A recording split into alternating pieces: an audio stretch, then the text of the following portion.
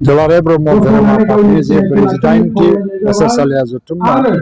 nebe Kongri Ngawjadu bahai ang alasi molai jamina manani goजोननाय मोनदों आं थाङो Bromo धोरोमल' नङा बाथौआवबो आं थाङो एबा समाजनि गुबुन धोरोमनि माबाफ्रावबो थाङो धोरोम आफादफोरनि बिबाना जाहैबाय समाजखौ मोजाङै लाखिनांगौ बबेबा समाजाव संस्कार नांगौबा संस्कार लाबोनांगौ बबेबा समाजा गावनि संस्कारनिफ्राय जुदि एसे आनज्रायनानै गाज्रि संस्काराव रैखा खालामनांगौ ब्रह्म धोरोम आफादा बे बिबानखौ मावनानै खामानि मावलांबाय थागोन आं सानो कालीचरण गुरुदेवा खालि धोरोम गुरुल' नङा बियो समाज फोसाबगिरिबो आरो बर'नि गेजेराव सोलोंथाइ बिथिङाव जों मोनसे सोमावसारनाय जावरिखांनाय लाबोदों बै समाव जे बे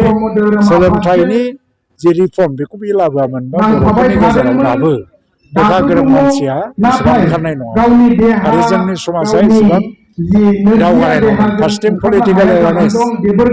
जे ट्राइबेलफोरनो रिजार्भेसन नांगौ सेपारेट इलेक्टरेट नांगौ बे बाथ्राफोरखौ गुरुदेव कालीचरण ब्रह्मआनो माखासे मानसिफोरखौ लोगोआव लानानै साइमन कमिसनाव थिखांजेनदोंमोन आरो जोंनि थाखाय मोनसे आलादा रिजार्भेसन नांगौनि बाथ्राफोरखौबो बिथांमोनानो थिखांबोजेनदों दा बे हिसाबै दिनै दानि गोदान ट्राइबेलफोरा बर'ल' नङा गुबुन ट्राइबेलफोरा जिखिनि सा सुबिदा मोनबाय थादों दा बे बिथांमोननिनो मावनाय गुरुदेव कालीचरण ब्रह्मनिनो मावनाय बे आसामनि थाखाय बिराद गिदिर मोनसे कन्ट्रिबिउसन होलांदों बे जाबाय बे समाव बे ओनसोलनि जमिदारफोरा बे जमिदारफोरा आनडिभाइडेड गवालपारा जिल्लाखौ दानि बांलादेशजों सरजाबनायनि मोनसे प्रप'जाल लादोंमोन आसामाव थाया होननानै आरो बै समनि जमिदारफ्रा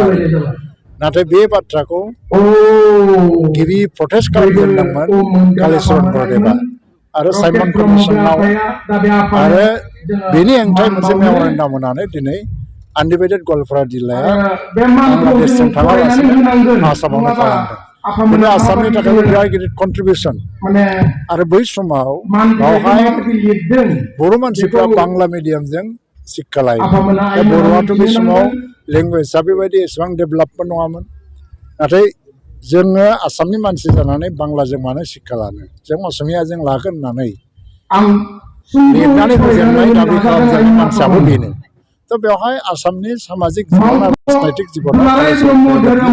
जोबोद गिदिर बिहोमा दङ आरो बेनिखायनो बिथांखौ जोङो सासे समाज फोसाबगिरि हिसाबै धोरोम गुरु हिसाबै जों सिबियो